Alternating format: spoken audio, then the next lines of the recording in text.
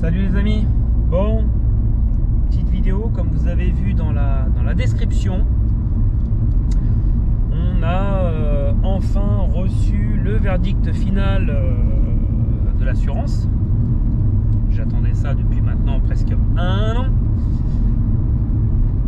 Beaucoup de personnes vont me dire que c'est pas normal, qu'on aurait dû avoir un retour au bout de 31 jours. Donc maintenant j'en sais plus et donc du coup maintenant je peux parler.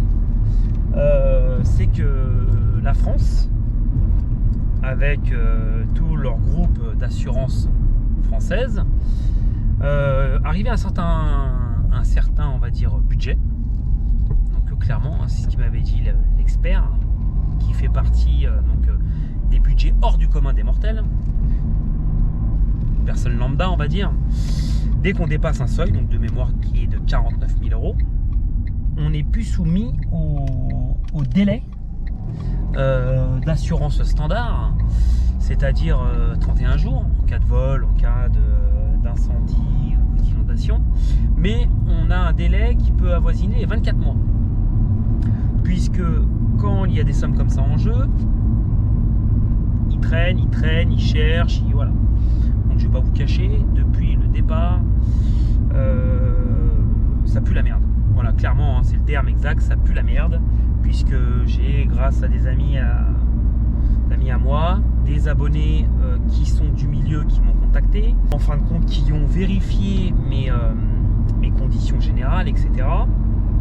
Pour faire simple, beaucoup de personnes me disaient que c'était impossible. J'ai un contrat qui a été signé spécifique pour les véhicules modifiés, qui pourtant, depuis 1992, on ne doit plus pouvoir modifier les véhicules en France. Cependant, il y a des assurances qui couvrent ces modifications-là. Donc, vu qu'ils couvrent ces modifications-là, je vais vous les mettre en dessous, en haut, à droite, je ne sais pas où, mais je vais vous les mettre. C'est spécifié comme quoi que je peux modifier le véhicule en permettant une meilleure performance, un meilleur confort, même si ce n'est pas prévu par le constructeur. Donc, je suis assuré à coup sûr à 100%. C'est notifié noir sur blanc. Sauf que depuis le départ, donc bien avant qu'on retrouve la voiture, en fin de compte déjà, ils se tiraient dans les pattes de savoir pourquoi. C'est même pas pourquoi, c'est savoir comment ils allaient pouvoir couvrir ce sinistre, puisque les grosses têtes de chez Alliance là-haut, là, les bons à rien à Nanterre, ou à la Défense là, me sortaient au début. Impossible à l'heure actuelle de statuer sur votre dossier. Nous ne savons pas tout de suite dans l'immédiat appliquer votre contrat. Donc ils nous vendent des contrats, mais qui ne savent pas appliquer. Bon, le problème n'est plus là, puisque 31 décembre, comme vous le savez, un abonné m'a retrouvé la voiture dans un état, vous savez, hein, dans un état qui est lamentable, mais bon, ça on va pas en revenir. Du coup, donc Alliance était en cours de me faire une proposition d'indemnisation, soi-disant, c'est ce qu'ils m'avaient dit. Hein. Sauf que forcément, ils m'ont dit, bon bah là, la proposition d'indemnisation tombe à l'eau, forcément, puisque vous allez récupérer la voiture et on va faire passer un expert dessus. Donc jusqu'à là, rien d'anormal. On récupère la voiture, j'arrive là-bas, grosse surprise, c'est que déjà l'assurance n'a pas réglé les frais. Donc déjà je me retrouve avec 800 balles de frais au global, entre les frais de gardiennage, les frais de ceci, les frais de cela, les frais de remorquage, puisque bien sûr ils n'ont pas voulu que je récupère la voiture au bout de 2 jours, ils l'ont gardée pendant une bonne quinzaine de jours, ils ont fait une expertise sur la voiture sans que je sois là, bon c'est pas très grave, mais bon c'est un minimum, normalement je suis propriétaire, un minimum on appelle le propriétaire, et là ça a commencé à puer le roussi, c'est-à-dire le véhicule a été rapatrié à la maison, il devait m'envoyer un expert, l'expert a traîné, premier expert qui est passé, il arrive le premier jour, il me dit oh, vous savez nous Là, le dossier, tu aurais dû nous contacter avant, le dossier est beaucoup trop gros pour nous, j'ai pas le temps. Voilà, j'ai pas le temps. Le gars se barre et me dit, on reviendra quand on aura un moment. Donc moi, pas content, je fais une relance à la compagnie, sans compter le milliard de relances que mon agent d'assurance a fait à la compagnie, puisque même mon agent d'assurance ne comprenait pas que pour un contrat qui a été signé noir sur blanc, qu'ils mettent autant de temps que ça. Mais bon, après ça, c'est leur bon vouloir au bureau, parce qu'ils sont toujours en vacances. On les appelle, ils sont tout le temps en vacances, ces gens-là. On ne sait vraiment pas s'ils bossent un jour dans leur vie. Mais bon. Donc, l'expert, le même expert revient, expertise du véhicule. Il me dit, ah oui, il y a bien eu effraction, porte-conducteur, le carreau est cassé, le Neyman, moi à l'heure actuelle, le Neyman n'est pas en fonction, il ne marche pas, c'est-à-dire même contact mis, il ne se bloque pas, rien du tout, le Neyman ne marche pas. La voiture a été dépouillée, on l'a mis sur le pont, on a fait le check-up complet, donc jusqu'à là, j'ai fait au mieux pour avancer mon dossier un maximum et pour aider les experts. L'expert passe, il fait son compte-rendu, le compte-rendu arrive au siège, le siège refuse le dépôt. L'expert m'appelle, me dit, monsieur Mala, comment que ça se fait que la voiture est non à votre femme? Donc, je leur ai expliqué que quand on a fait le bon de commande de la Mustang, le chèque était au nom à ma femme et forcément, eux, en concession, ils ont mis la voiture au nom à ma femme. Bon, bref, c'est pas trop ça le problème. Je vois pas ce que ça pose problème. Et là, il me dit, si, ça pose problème. Parce que maintenant, l'assurance, tenez-vous bien, l'assurance, la compagnie demande à l'expert, vous demandez à l'assuré de nous sortir sur son contrat d'assurance ou sous ses conditions particulières, comme quoi que le conjoint, la conjointe, est couvert sur l'assurance flotte. Donc là, je leur dis, mais attendez, je suis assuré chez vous. Il me pose une question, la compagnie pose une question à l'expert, lorsque c'est la compagnie, logiquement, qui devrait être le mieux placée pour répondre à ces questions-là. J'ai pas compris, c'est complètement aberrant. Bon, bref, je leur transmets donc au stabilo, voilà, je vous la mets aussi comment on appelle ça, dans l'image, en stabilo, comme quoi que le conjoint, les enfants, patati, même le chien est assuré, voilà. Donc que tout le monde est assuré. Bon, ça repart en compagnie, refusé. L'expert me rappelle, il me dit, monsieur Mala, la compagnie a refusé encore le dossier, ils veulent faire passer un expert électronique sur la voiture. Je dis, moi écoutez, il n'y a aucun problème, la voiture reste chez moi, parce que bon, payer à tout va pour rien, mais être gentil, mais bon, ça va 5 minutes, hein. Donc je leur dis, écoutez, vous avez le garage, je vous laisse le garage, vous faites votre vie, il n'y a aucun problème, vous avez besoin d'un coup de main, je vous donne un coup de main, il n'y a aucun souci. Expert super sympa qui vient, société Turboprog, un gars qui est super, qui a l'air de toucher sa bille, puisque là on est hors de mes capacités, là, je vais être franc avec vous, là c'est plus du tout mon domaine, je ne connais strictement rien de la partie cartographie vraiment poussée, lecture, etc. Bon bref, on commence le matin à 8h du matin, 8h30 je crois, et on finit à 14h. Donc on a passé du temps. Il y avait donc moi, cet expert, l'expert de l'assurance, et moi un expert que j'ai pris en supplément pour m'assister, parce que bon, vous savez, des fois avec les conversations entre experts, moi je suis mécano, donc arrive un moment, on est vite largué. Ils font leur expertise, on fait donc le check-up complet de la voiture, ce qui a été abîmé, ce qui a été dégradé, le carreau cassé, le siège manquant, la carrosserie qui est bignée de partout, là où l'endroit où la voiture a la frotté, en dessous, vraiment on a fait le check-up total de la voiture. Et il me dit, bon, on fait l'électronique. Bon, on va pour l'électronique. Il me fait l'électronique, petite dédicace à Dragon Ball Z. Il me fait donc le fameux diag électronique. Et quand il me fait donc ce fameux diag électronique, il me dit, bonne nouvelle, la voiture n'a pas roulé. Je dis, comment ça? Il me dit tel kilométrage, donc je crois que c'est 9054 km. La voiture s'est arrêtée et la voiture n'a plus roulé puisqu'il n'y a pas eu d'apparition de clé supplémentaire. Donc il m'a dit, pour moi votre voiture n'a pas été volée électroniquement. Donc moi j'ai vu ça positivement en termes mécaniques, et à la finale c'est négatif, puisque quand on rentre dans leur contexte, un véhicule, on en a parlé, on a discuté avec ces experts, un véhicule peut être volé de 3 façons différentes: électroniquement, manuellement ou par engin de levage, c'est-à-dire dépanneuse, remorque, barre, attelage, bon bref, tout ce qui... tractage, quoi, voilà. Donc, si on résume les choses, plus d'électronique dans la voiture, carreau cassé, Neumann, d'après ce que j'ai compris, pas fracturé, mais le problème c'est que le Neumann, clé dedans ou pas clé dedans, le Neumann ne s'enclenche pas. L'assurance me dit maintenant, nous ne couvrons pas votre sinistre parce que il n'y a pas eu d'effraction électronique.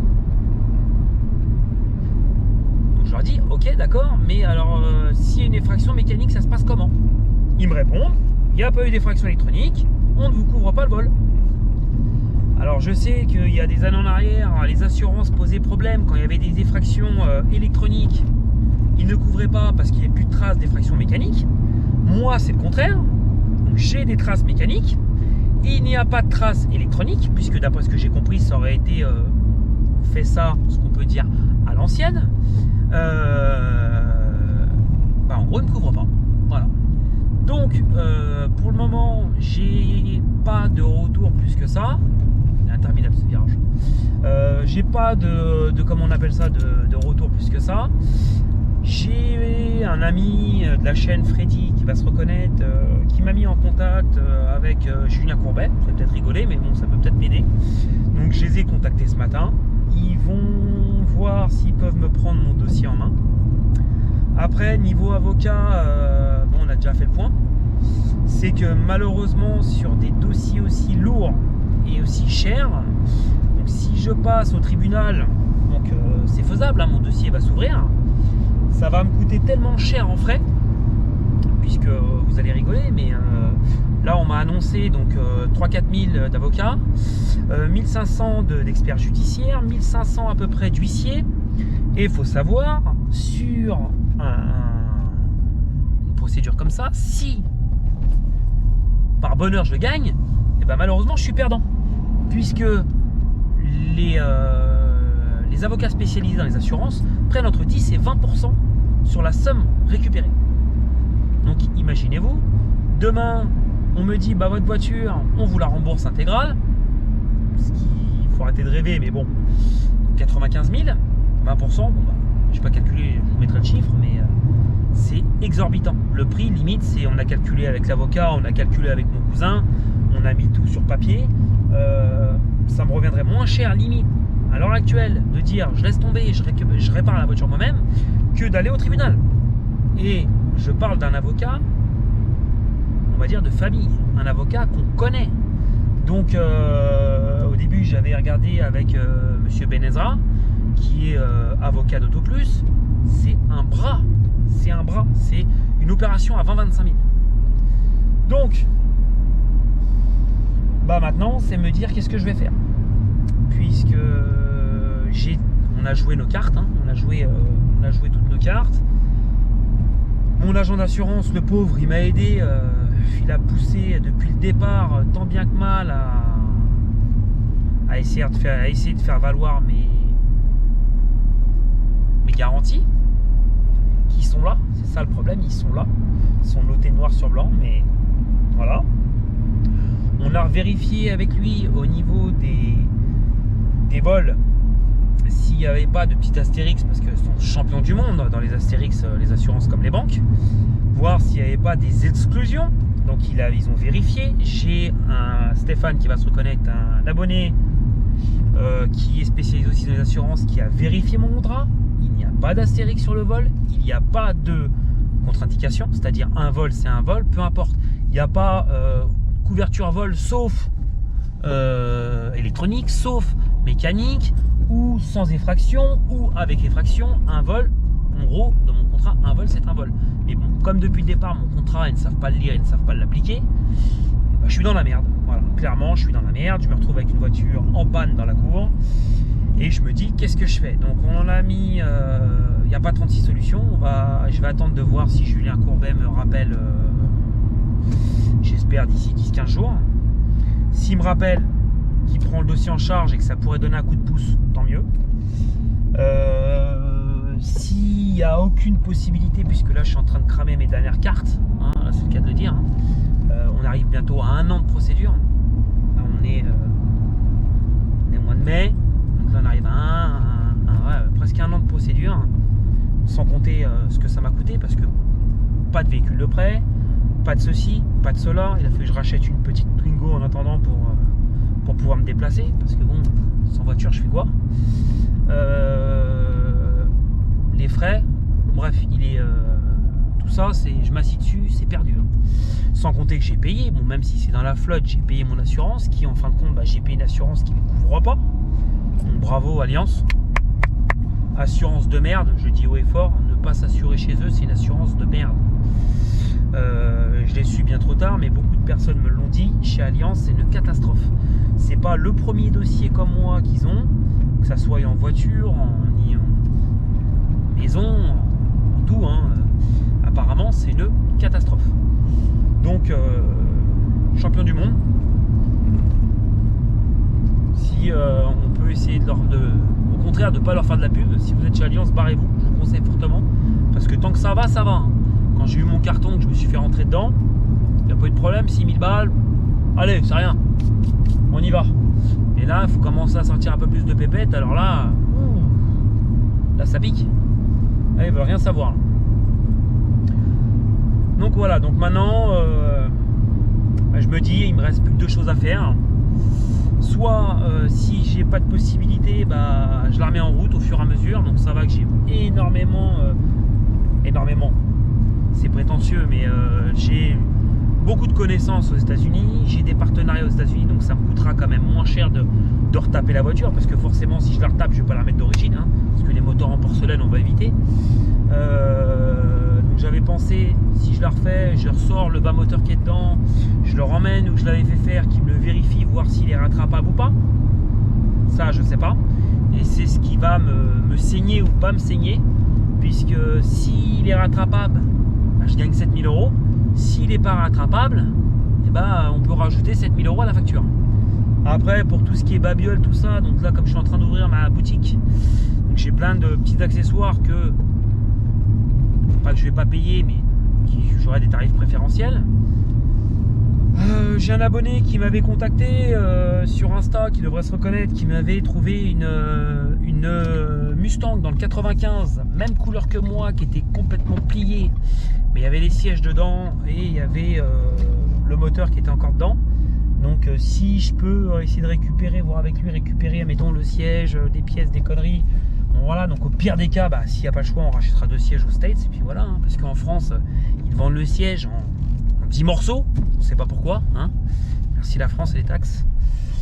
Et donc voilà, donc soit ça, ou soit sinon il y a encore une autre solution. J'en ai discuté, mais ça me fait perdre de l'argent, mais alors je vous en parle même pas.